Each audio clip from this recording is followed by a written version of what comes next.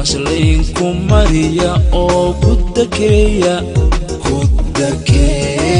jarale. Assalaamu calaykum kulanti wacan oo wanaagsan daawadayaal. Warbixinteena maanta waxaynu ku eegi doonaa labada fanaan Suldaan Seraar iyo Qaali Ladan. balse inta aynan u guda gelin halkani waa warbaahinta maanta. Please haddii aad channelka ku cusub tahay subscribe saar gambaleelkana furo si ay mar waliba kuu soo gaaraan warbixinada aan halkan idinkugu baahino. Marka hore aynu ku bilaawno fanaanka Suldaan Seraar Guhaad.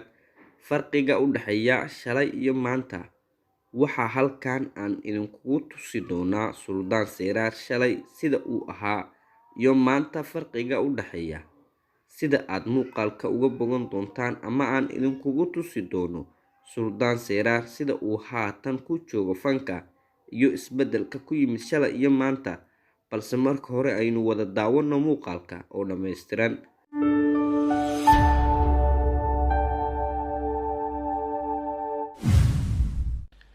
takalana waxaan maqlay Soomaalidu like kuma saarta ma garanaysaa fiidiyogan like saara.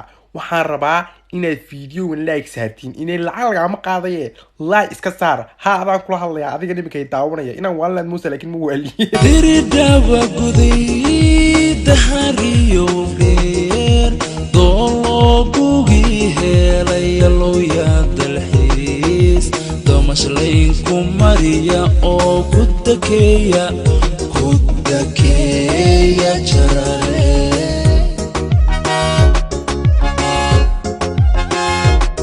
bal markani haddaynu eegno isbedelka u dhaxeeya markiisii hore iyo hadda, waxaynu idinku tusi doonaa muuqaalka gudihiisa isbedelka ku soo kordhay fanaanka Suldaan Seraar Guhaad. aynu wada daawano muuqaalka.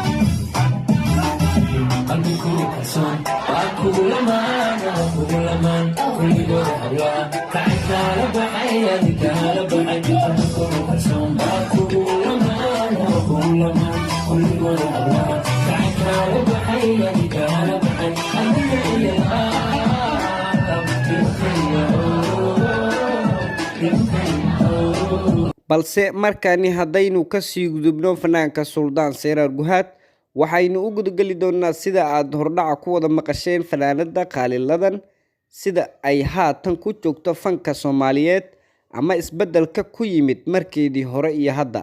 farqiga u dhaxeeya ayaynu ku eegi doonaa muuqaalkeena hadduu Rabbi idmo.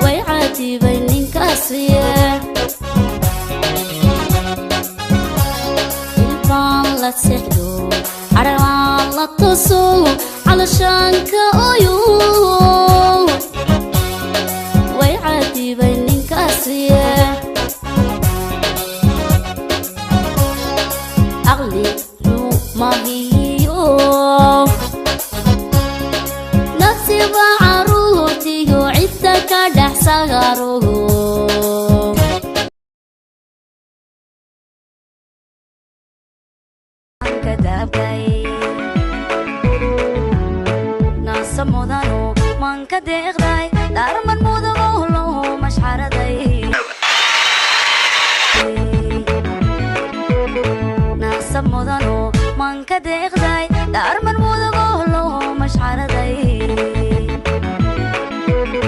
deman magaliyo muno bilanay mirta gorel ma xadarood galka ya mudan